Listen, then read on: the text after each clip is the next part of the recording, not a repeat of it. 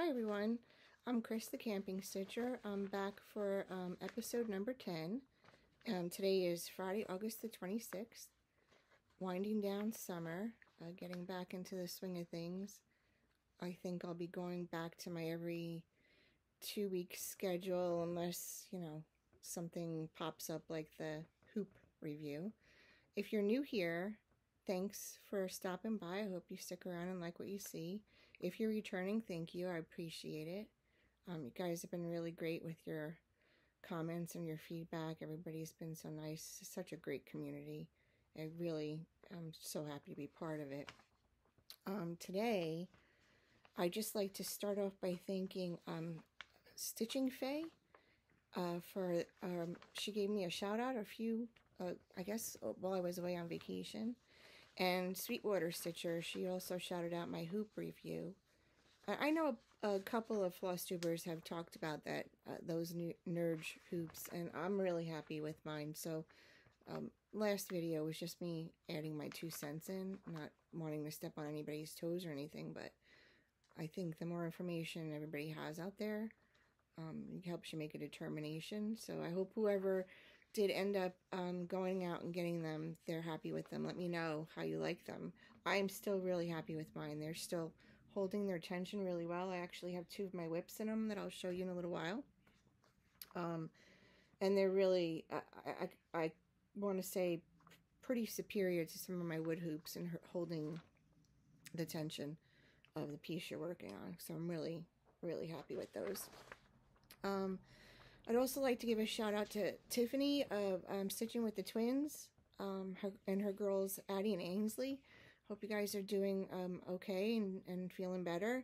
I just want to say I love that Tiffany is passing on her love of making to her girls, and her girls are so enthusiastic, and the 3 of them are such an inspiration. So it's really neat to watch them do their floss tubes. And if you haven't heard of them or checked them out, please go check them out. I'm sure you have, but I'm just saying, if you haven't, go check them out. They're great. They're a pleasure to watch, and the girls are a delight.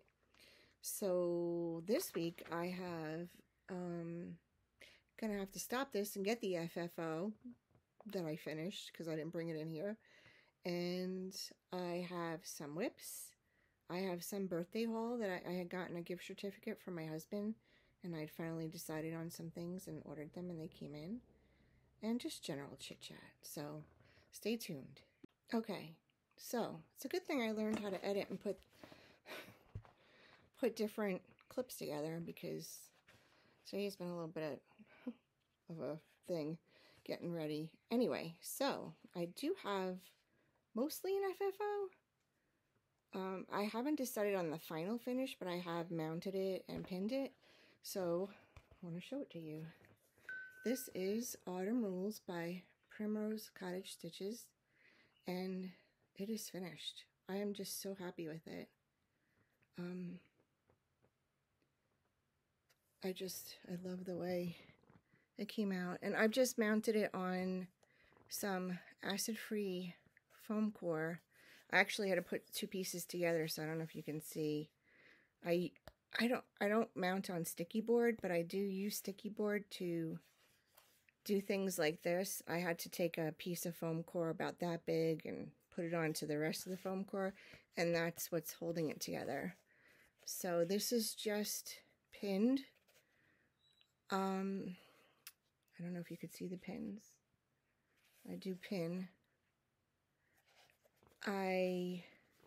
I'm just trying to see. Let's see the details on this. I started it on August 4th and finished it on August 20th, the stitching. It is on 36 count Hazelwood linen by Fiber on a Whim. And I used all the called for DMC, except I did swap out right here. This little heart was the lighter green, and I wanted to make it the red that was called for in the pattern. So that's the only change I made, was to make that heart red. I really like it. I'm not really sure. I don't know if I want my husband to make a frame for it, or if I want to find a shutter put some leaves around it. I'm not, if you guys have any ideas, I just love it. I'm just happy I finished it for the fall, and it was part of the autumn rules sale that Cornhusker Stitches started, and I had to finish it because I just couldn't stop stitching on it. It was just such a fun stitch. So like I'm not really sure. I know that I'm leaning towards like a shutter or a cutting board, or maybe a tobacco basket if I can find one that'll fit in. But I'm really happy with the way it came out, and that's my finish. So now I want to work on all the Primrose Cottage Stitches patterns. I actually have some in my haul that I'll show you. I have notes. It's just, I have to go back to work in like, for one day next week for an in-service. And then we start back on the 6th. I'm a paraprofessional, so work in a special ed classroom. And, you know, I don't know. I really wish, I wish I could retire this year, but maybe soon. But yeah, so I'm getting ready for work and I've been kind of paring down some of my equipment, my weaving and spinning equipment, and trying to get things out of my craft room so I bought a new floor. It's some peel and stick luxury tile, and we're gonna stick it down. But in order for me and my husband, hopefully will help, in order for us to do that, it's gonna be like one of those, you move half the room, put the floor down, move it back, and then move the other half, because there's just so much stuff in here. So I can't clear out this room. It's really no place to put everything. So it's gonna be one of those. And I really should paint the 2 walls of paneling, but I just can't make up my mind what I want to do about it. So floor first, because the floor is a really, really old floor. This floor was in the house when we bought it in 1990, and it's horrible. It's really old tile. This is the only, there's 2 rooms, this room and the washroom, that still have this tile in it. I don't even feel good about, we're just going to go right over this floor. We're going to prep it and go right over it, because I don't even know what the tile is, but it's just the whole house, other than the wood floors, had this tile in it. The kitchen, the bathrooms, yeah, so we've over time replaced it, but it's been a process. Anyway, tangent. Let's see. Oh, okay. What have I been working on the last 2 weeks? Mostly, I was working on autumn rules and finished that up. And in between, I was working on, I didn't show you this last time because I forgot it inside, Live on Little by Plum Street. This is on my handy dandy book. This is on 36 Count Affogato by Fiber on a Whim. And so far, I don't know. This is where I am so far. I've been on and off with this and my other whip all week. I really love the house. That is a lot of fun to do, doing the mortar and then fill it in the bricks. But it's big. That is a big house. That house is like half the size of my head. So, and I hear the water is going to be quite a lot of filling, but that's been fun. I really enjoyed working on that. I love Plum Street, one of my favorites.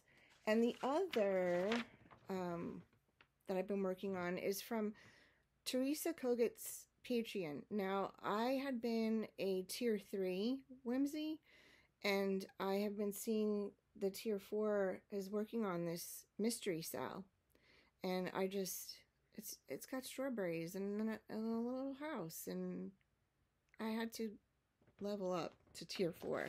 So this is so far what's been released. If you're a Patreon, you will get the files for this sal, and this is how far I've gotten so far. I'm almost done with what's been released, I guess, mostly. I would say more than halfway. This is just so pretty. I'm using most of the called for colors. There's a couple of them that I didn't have the fancy floss for, but the areas that they're in. But look at these strawberries. Oh my gosh. This is the Nerge size 2 hoop, and this is kind of fast becoming my favorite. So, love it. This is on 36 count hog bristle by Fox and Rabbit. I had had a nice fat quarter and had started another project and had cut it. And I never do that. I usually wait to cut my fabric until I've stitched on it a little bit, and I thought I was being courageous or something and cut it before I really got going on the project, and it turned out I didn't like the linen for that project, so now I had a fat quarter that was cut in half pretty much. So I have another piece of it now, the other half of this. Hey, I should just go with my instincts, right? So those are the two things I've been mostly working on, especially after I finished Autumn Rules. So that's it for my whips this last week and a half. My haul. I did get a gift certificate from my husband for my birthday, along with the little trip that we made to Colorado Cross Stitcher. So I waited a little bit after he came home, and then I just did a little shopping on 123 Stitch, because that's where the gift certificate was from. And I also got another gift certificate from my youngest son, and I ended up getting all the floss, the DMC, to make a complete set. So this is, I should have a complete set of DMC now. Now this, I'm going to dropinate. I'm going to wind it and put it on drops and put it on my floss tree. Now I had thought I was going to do this floss tube. I moved my sewing table into the middle of my room, and I was going to show you the floss tree. Maybe I'll insert a picture here. I don't know if that's going to happen. It's getting a little fancy for me with the editing.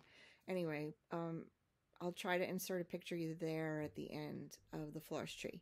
It is a stand for Longaberger baskets, and I used to use it as a display for yarn when we did craft shows, and it's just been sitting here gathering dust, and I thought, I think that would be a great place to hang my fancy floss and my DMC, because it's got 1, 2, 3, 4, 5, 6 or 7 little arms that stick out from it.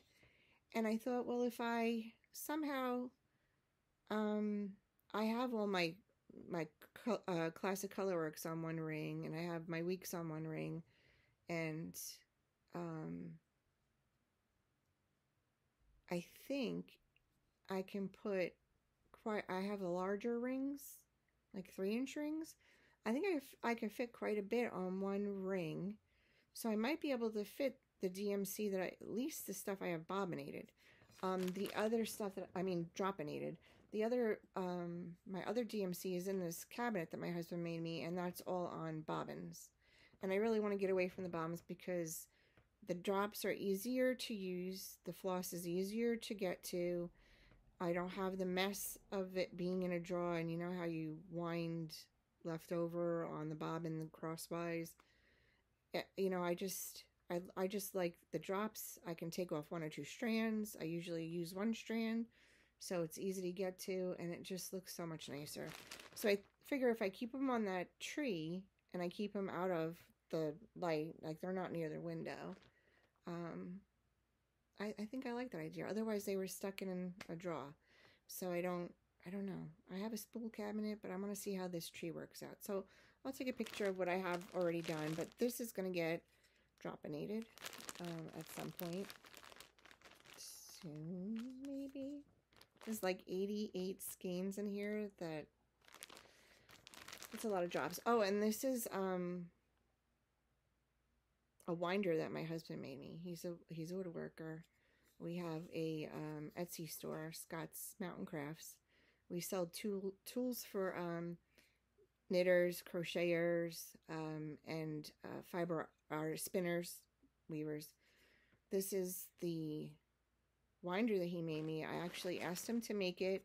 I didn't want the curve. I know. I wanted it straight on so that each round that you wound was even. And then there's a little line here to cut it up on. So I know we talked about, him and I talked about putting these in the store. I'm not sure. We'll see. But if anybody's interested, let me know. It winds, I think, 18 inches. So it's 9 inches across. So it's a nice length to work with. So that was my part of my haul, my birthday gifts from my family. Oh, I did get my fabric of the month for July. I guess it was July. Did I get it August? Maybe it's August. Anyway, everybody's probably already seen this. It's Fox and Rabbit. I get the 36 count and I get the neutrals. And this is Desert Taipan. It's really pretty. I just love the neutrals. It's just gorgeous. That's kind of close to it. So I have to do something when I redo this room about the lighting. That's why I didn't sit at the sewing table. I had there's a ceiling fan in here, and it was right over my head. And it was like, it was bathed in yellow light. It didn't look right. That's why we came back over here to my chair, my squeaky chair. Alright, and then I got some charts. So I haven't ever done any Silver Creek samplers, so I went crazy a little bit. I purchased Lighting the Way. I just love lighthouses, and I think I want to make this for our main bathroom. It says, always be a lighthouse, shine your beacon bright, guide every soul adrift at sea throughout their darkest night. I just think that's really nice. And I grew up on Long Island, New York, so lighthouses are really kind of special to me. I got, what's this called? Oh, my Christmas list. What's this called? Oh, dear Lord. Silver Creek Samplers, my Christmas list. It says, family visits, turkey dressing, woolen sweaters, Christmas blessing, flying reindeer, mistletoe, candles glowing, hot cocoa, pies and cookies, Old Saint Nick, peace and goodwill, peppermint stick, wrapping presents, gingerbread, hang your stocking, time for bed, angels singing, Christ is born, a gift for all on Christmas morn. I really love their sayings. This one I might have to start soon, and I can't pronounce it. It's Olivia Oakleaf. Good luck to me. So it says, she wears a dress, scarlet red and orange leaves from overhead that sparkle with a frosty glow, soon buried in a winter snow. So there's, sorry for the glare, so pretty. And the last Silver Creek sampler I got is Through the Storms. My dog is scratching at the door. She's gonna make me get up. This is Through the Storms. No relationship is all sunshine, but two people can share one umbrella and walk through the storms together. There's that one. I thought that was a nice sampler to make. And then the last two, because I have a problem with Primrose Cottage stitches apparently, I bought This Is Halloween. Oh my god, she let herself in. She actually bumped my door enough that she opened it. This dog. She's a tiny thing. So this is Halloween, Primrose Cottage stitches. I see people doing this. I can't remember who was doing it right now, but I really like this one. So we're going to get going on that. Maybe. We'll see. And then I had to get another Christmas one because I really just love. And if I do order rules, if I get it to kind of be around the same size, I can probably switch these out. But this one is Christmas Rules. So cute. says, deck the halls, drink hot chocolate, hang your stocking, build a snowman, spread joy, go sledding, believe. So pretty. So that was my haul. That's enough. So like I said about Expo, I kind of like to wait until things come out, and I'm not really sure. I saw a few by Liz Matthews I liked. I saw a few from Hands On Design that I liked. I did see some, I keep forgetting this.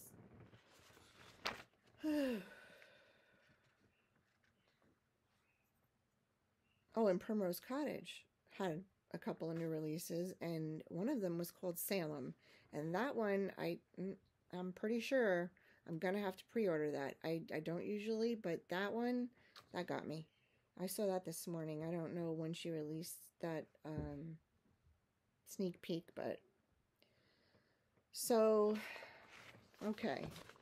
I got my FO, my hole, my whips. Now, I know we're coming up quickly on Sampler September. So my plan, because I have so many samplers started, I don't even know. I'm not counting my whips right now because I'm pretty sure I'm close to the 20 mark, but I don't think I'm up to 22. But anyway, my plan is for Sampler September I would like to finish Oh Joyous Day. I'm pretty close to a finish on that. Well, like a third of the way. I'll be working on my grandson's stocking. I want to put in kind of more than 1 day a week on that to get that done. The other sampler is Live on Little, and then this Strawberry Manor. Now, Strawberry Manor is a mystery sale, so I can only work as far as whatever's released. I would like to put in some more time in September on Consider the Lilies and get some more done on that. I did a couple of motifs on that, but nothing. It doesn't really look that much different than the last time I showed it to you. But it is my birthday sale, and I really, bap for bab, want to get that, get some more progress on that. The other thing I have, and I don't think I've shown you this. I have a Modern Folk Embroidery sampler. I think it's called the Four Seasons. And I am probably 2/3 of the way done with that. So it would be really great if I can finish up some of the bigger projects or the older projects I have in September and clear the way for, I don't know, some new projects. I want to, I have all these cute little holiday things that I'd like to get done, but I have a lot of Christmas stitched. I don't have a lot of fall, and I don't have a lot of Halloween, so I might want to start some of that. But they go pretty fast. I think I finished Autumn Rules in 2 weeks, a little over 2 weeks. It wasn't bad, and I was doing other things, so I think if you kind of concentrate on it. But so those are my plans, at least sampler wise. What are you guys gonna work on? Are you doing samplers for Sampler September? I don't think I'm gonna start a new sampler for it specifically, but bearing in mind I don't know everything that I'm gonna end up getting from Expo, and there might be a sampler in there somewhere, but I'm not planning on starting a sampler for Sampler September. I'm planning on working on what I have, so hopefully getting some of them done. And I've got a ton of things to finish. I lied to you guys. I never ordered those frames. I just kind of froze. Like, I didn't know what I wanted. I didn't know we were in the middle of doing the kitchen. I had a lot of things taken off the walls. I didn't know what I wanted to put back up. I would love to get some of the walls in here, if I paint, then I've got some wall space to put up some stuff, which would be nice to have my own stuff in my room. But I have a tapestry room to sell, and I have a spinning wheel to sell, and just making room. Things I don't use. I have too much stuff. Too much. Cross stitch takes up such little space that when I clear out something big, like I did sell my little workshop loom, it just made such a difference in the room to get rid of something big. And not that I'm filling that back up, because I kind of like the space, but it's just nice to be able to move around here. Too much stuff. So I gotta get stuff I don't use out. It's not sparking joy or being used. It needs to go. Anyway, that's about it, I think. Oh, I do have the giveaway, and I did pull the winner for it, and it took me a little while to figure out this random comment picker thing. I never did that before, but I did pick the winner, and I'm gonna, hopefully this will show up. Her name is, Kathy Tansey. You are the winner of the Live on Little pattern. Upside down pattern. Live on Little, and this little project bag. And I have left a comment on your comment. So if you could email me your information, my email address is in the description box, and I also left it on the comment. She said, I loved today's video, but I really loved your camping story about the bears. When I was younger, I grew up in Upper New York, Adirondack area, and we saw lots of bears and bear cubs when we camped. And yes, I was scared to death at the age of 8 and had trouble falling to sleep, worried about bears. I love your little bags and also be interested in the sizes. I look forward to more camping stories. So Kathy Tansey, you are the winner of my first giveaway. This is kind of cool. So get me your information and I'll get this out to you next week. As far as this week's camping story, my husband and I went out last night for ice cream. We have a place, we have to go kind of like down the backside of our mountain, and there was a bear in the road when we came home, just scooting up the hill. I got a picture of him, but I got its butt between 2 trees, so it doesn't look like anything. But anyway, bears are out. Lots of deer were out last night. But my camping story this week is about a moose. We used to go camping a lot up in Maine and New Hampshire in the White Mountains, and we used to meet my husband's family up there, and we spent a couple of weeks up there, and we used to camp in a place called Hastings. It's up near Bethel? I want to say Bethel. Anyway, so my husband and his brother used to go rock hunting, and I think the place that we used to go was called Deer Hill. So they would go rock hunting, and I would take the boys and my mother-in-law, and we would hang out or just sight, there used to be a wildlife blind and a little trail around this pond. And there was a heron rookery where all the great blue herons would have their nests. And you could kind of walk a little bit around the pond and walk back and sit in the blind and watch all the birds and turtles. And moose would come to that pond pretty regularly, and you'd see them. If there was a moose in the pond, of course, we wouldn't go walking around the pond because I have a healthy respect for moose. I believe you want to leave them alone. I've seen some people do some ridiculous things around moose, and I think they're lucky to be alive still. So the boys got a little antsy, and my mother-in-law and I were like, let's just go for a little walk. There was a little path out of the blind, and you walk down around the pond this way, and there was actually a little dock that came out into the water. So we took the boys, and we walked along, and, we were watching the geese and stuff, and all of a sudden, this young moose comes out of nowhere and is on the path between us and getting back to the blind. And my mother-in-law and I looked at each other, and I was like, oh my God, we're going to go swimming or something. There was nowhere you can't run. I mean, there's a little path, and it's a pond and a little dock. So we just really quietly got out of its way. The 4 of us walked onto the dock, which wasn't really big. The boys were pretty good. They were little, and they were they were well aware that they needed to just be quiet. Just don't. And this moose was PO'd. I mean, I don't blame him. He walked by us, or she. I couldn't tell. I wasn't looking. I was just trying to hold on to the kids. Looked at us and walked by us while we were standing on that dock and just eyeballed us the whole time and just walked and then went off the path and back into the woods. And I've only ever been scared one other time from a moose, and that's when we walked into our campsite, and my little dog Sophie doesn't know she's a little dog, and we had this moose come in. This is two campfire stories, just so you know. Two, same place too, same campground.